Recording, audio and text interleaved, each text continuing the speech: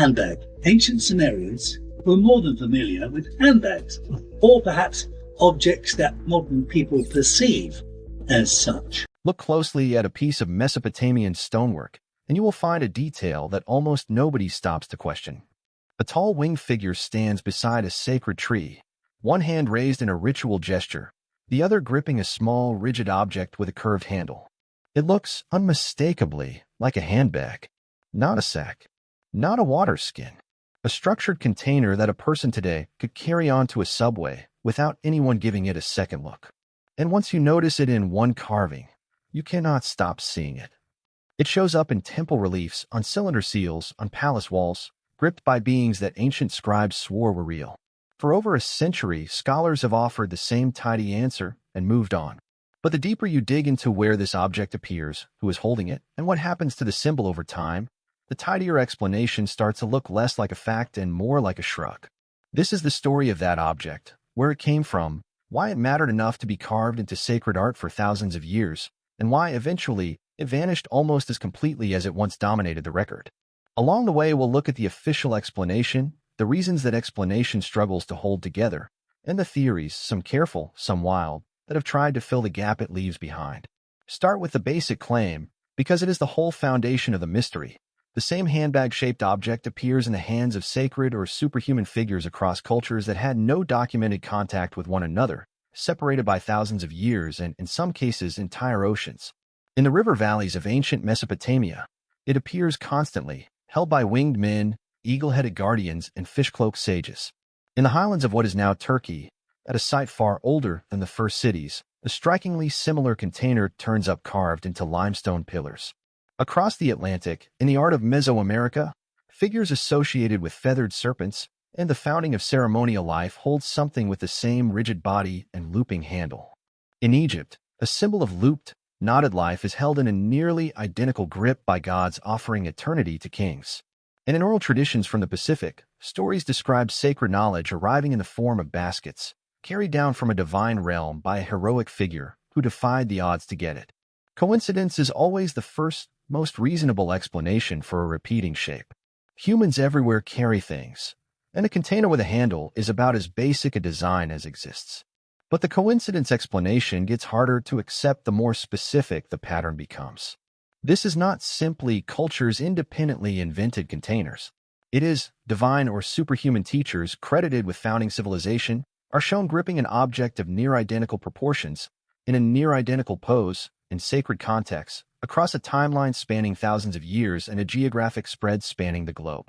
That is a much narrower coincidence to swallow. To understand why this symbol matters so much, you have to start where it appears most often. Ancient Mesopotamia, the region cradled between the Tigris and Euphrates rivers, home to some of the earliest cities, writing systems, and law codes in the historical record. Sumerian and later Babylonian and Assyrian texts describe a class of beings called the Apkallu, sages sent, according to myth, to guide early humanity after a catastrophic flood had wiped out what came before. The Apkallu were not gods exactly, and not quite human either. They occupied a strange middle category: teachers, advisors, founders of ritual and craft. Mesopotamian tradition credited them with instructing humans in agriculture, architecture, mathematics, writing, and the proper performance of religious rites, in short, with providing the entire toolkit of civilization. They are depicted in a handful of consistent forms: winged men in ornate robes, hybrid figures with the heads of eagles, and perhaps strangest of all, sages associated with fish. That last category connects to one of the most peculiar figures in the region's mythology, a being remembered by the Hellenized Nemoans. According to the Babylonian priest Berossus, writing centuries later, but drawing on much older material, Oans rose from the waters of the Persian Gulf with the body of a fish and a human head beneath it. By day he walked among people, teaching writing, science, agriculture, and the principles of civil life. By night he returned to the sea. Whether Oans represents a single figure or a title applied to several teacher sages, the pattern is the same: knowledge arriving from outside ordinary human experience, delivered by a being who does not quite belong to the human world. Mainstream Assyriology has a name for this object: the bandadu, generally translated as a ritual bucket, paired with a cone-shaped mullaloo, an implement associated with sprinkling water or another sacred liquid during purification ceremonies. Under this reading, the Apkallu are performing a blessing, the bucket holds consecrated water or oil, the cone flicks it toward whatever or whoever is being purified. It is a tidy, functional explanation, and it is not baseless. Ritual purification was a real and central part of Mesopotamian religious life, and bucket and cone imagery does appear in contexts that plausibly involve exactly this kind of ceremony. But sit with the explanation a little longer, and cracks begin to show. First, consider who is holding this bucket. These are not minor temple attendants. The Apkallu are remembered as the founders of civilization itself, the beings who gave humanity writing, agriculture, and law.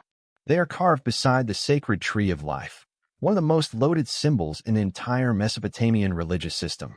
They stand in throne rooms, guarding kings, appearing in the most important spaces the culture had to offer. It is a strange thing for the defining visual attribute of civilization's founders to be, essentially, a mop bucket. Second, look at the shape itself. Vessels used for holding and pouring liquid in Mesopotamian art tend to have wide mouths, visible rims, sometimes even visible contents spilling from them. The object in question does not look like that. It has a closed, rigid body and a handle clearly built for carrying rather than pouring, proportions that fit a container meant to protect and transport something, not to slosh water around a temple courtyard. Third, and this is the detail that turns a minor academic quibble into a genuine puzzle, the same basic shape shows up in places where Mesopotamian ritual practice could not have reached. And that is where the story stops being a footnote about Sumerian religion and becomes something much stranger. In the arid hill country of southeastern Turkey sits a site that, when it was properly excavated starting in the 1990s, forced archaeologists to rewrite the opening chapter of the human story. Massive carved stone pillars arranged in rings, decorated with animals, abstract symbols, and human-like figures, a site built with clear intention and no small amount of labor. Radiocarbon dating placed its construction at roughly 12,000 years ago. To put that in perspective, this monument predates the first confirmed agriculture by at least 1,000 years. It predates pottery. It predates permanent villages. According to the standard model of prehistory, the people responsible for it should have been small, mobile bands of hunter-gatherers with neither the surplus food nor the social organization to plan and execute monumental stonework. And yet the stones stand, carved with a level of craftsmanship that assumes exactly the kind of coordinated labor hunter-gatherers were not supposed to have. Here is where the story sharpens. Among the carvings on those pillars is an object with the same rigid body and looped handle found nearly 7,000 years later in Sumerian art. Whatever this shape meant to the people who cut it into limestone at the dawn of the post-glacial world, it had nothing to do with Mesopotamian purification rites, because Mesopotamian religion as we know it did not yet exist. So why does the same distinctive form turn up again, millennia later, gripped by the very being's Sumerian tradition credited with restarting civilization after catastrophe? If the story stopped there, you could still make a case for regional continuity, cultural memory drifting slowly across the Fertile Crescent and its neighbors over thousands of years. But the object does not stay confined to one hemisphere. On the Gulf Coast of Mexico, at the Olmec heartland site of La Venta, a carved stone monument shows a robed figure interacting with a feathered serpent motif, a symbol that would echo through Mesoamerican religion for millennia afterward.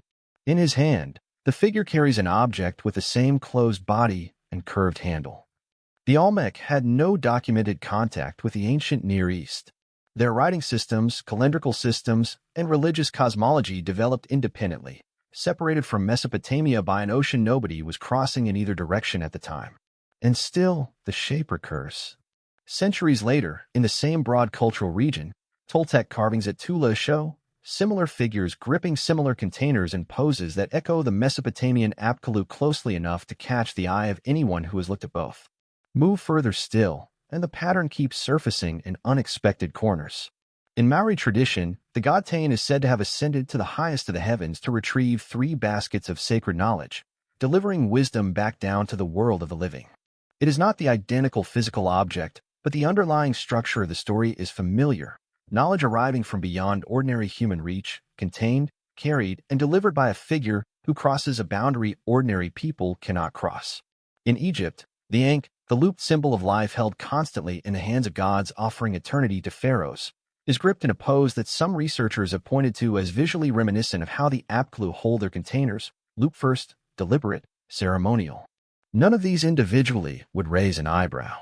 Together, they form a pattern that is hard to wave away as pure chance, divine or semi-divine knowledge bringers, appearing across cultures with no verified contact, consistently shown holding a container tied to the origin of civilized life.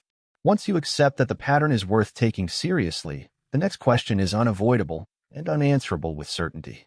What was supposed to be inside it? Over the years, researchers and independent investigators outside the mainstream consensus have floated a handful of possibilities. None of them can be proven. All of them try to explain the same stubborn set of facts, that the object was sacred, that it was closed, and that it mattered enough to survive in cultural memory for over 10,000 years. The seed bank theory is the most conservative of the four. The end of the last ice age was not a gentle transition. It involved rapid warming, catastrophic flooding, and dramatic shifts in what land could support which plants and animals. A population trying to rebuild agriculture from scratch after an environmental collapse would have needed exactly one thing above all others: viable seed stock and the accumulated knowledge of how to grow it.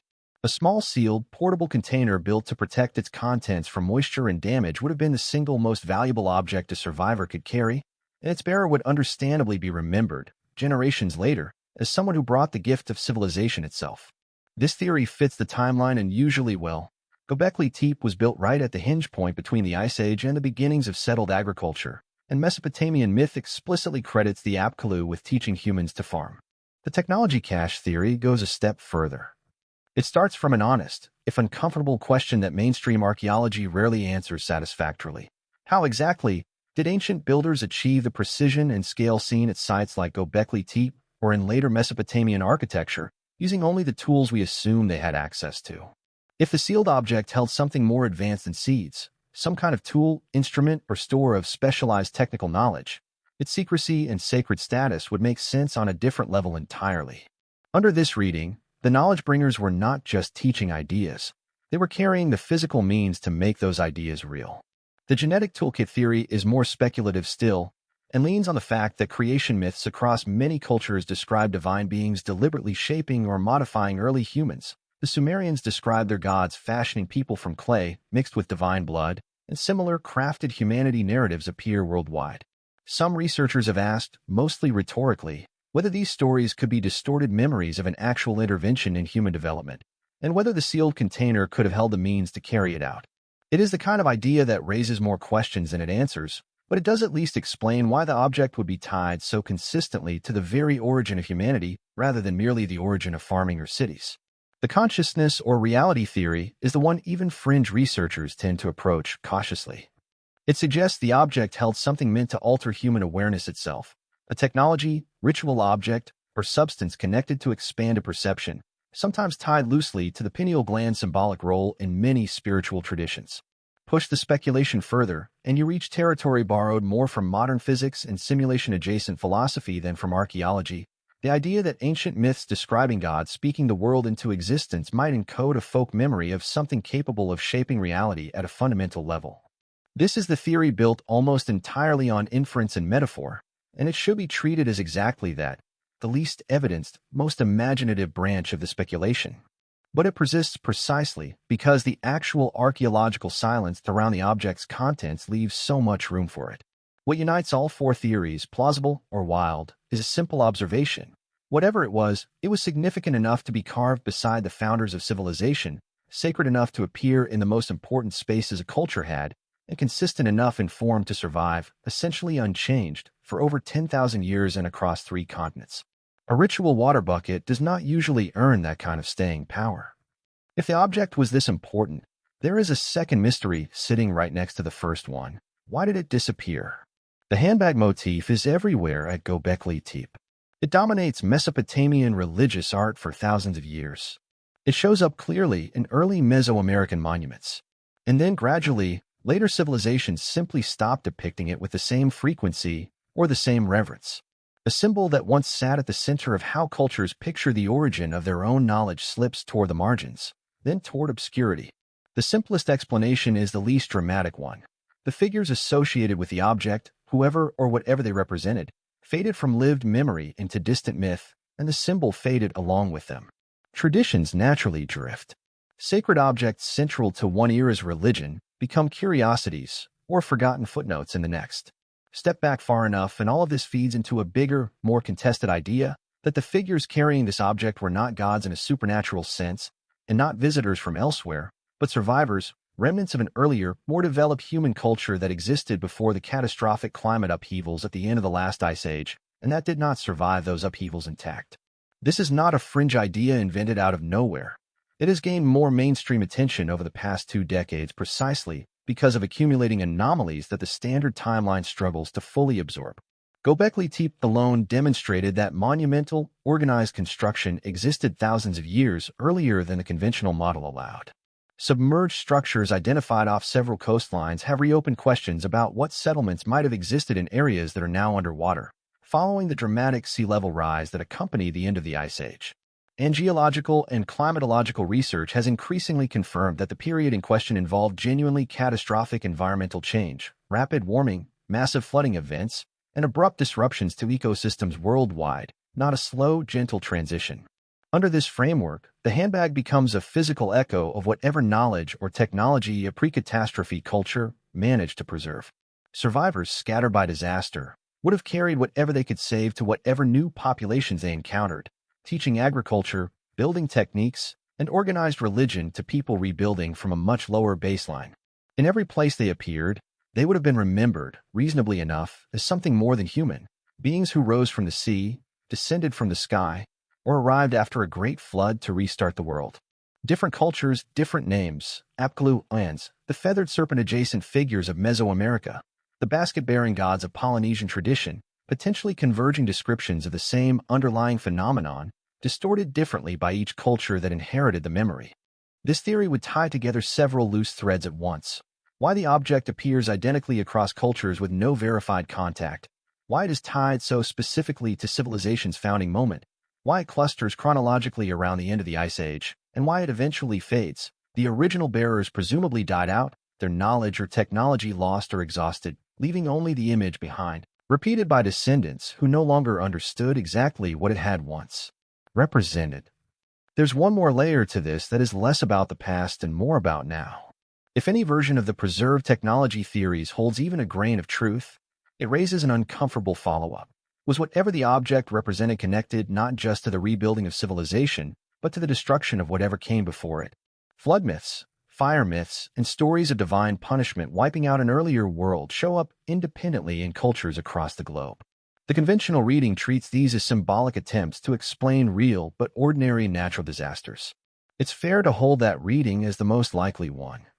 But it is also fair to note that the timing lines up strikingly well with genuine geological evidence for abrupt, severe climate disruption at the end of the Ice Age, flooding on a scale that would have reshaped coastlines within a human lifetime, not over centuries. Whether or not any lost technology played a role in that disruption is unknowable from where we stand, and any claim otherwise should be treated as speculation, not conclusion. But the broader shape of the story, a civilization that built something powerful enough to leave a permanent mark on how every following culture pictured its own origins, and that ultimately could not survive whatever came next, is at minimum a useful thing to sit with. We are, after all, a civilization currently building tools with consequences we don't fully understand. Artificial intelligence, genetic editing, planetary scale industry. It doesn't take belief in a lost Apkallu civilization to find that resonance worth noticing. In the end, no one has recovered a physical version of this object. No sealed Sumerian handbag has ever been found intact, its contents cataloged and explained. What survives is only the image, carved into stone at Göbekli Tepe before agriculture existed, repeated across Mesopotamian temple walls for thousands of years, carried in stone across an ocean to Mesoamerica, echoed in ritual symbols in Egypt, and folded into oral tradition in the Pacific.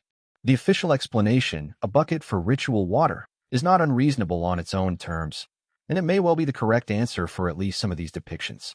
But it does not comfortably account for the object's consistent sacred status, its unusual rigid shape, or, most importantly, its presence in places and periods where the specific ritual tradition that supposedly explains it did not yet exist.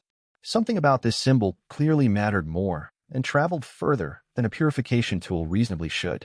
What was actually inside it, seeds, tools, knowledge, something stranger, or simply an idea too important to leave unrepresented, may never be answered with certainty. The people who carved it left the container closed in every single depiction, as if the shape itself, not the contents, was the part worth remembering. Maybe that was the point all along, not to show us what was inside, but to make sure we never stopped asking.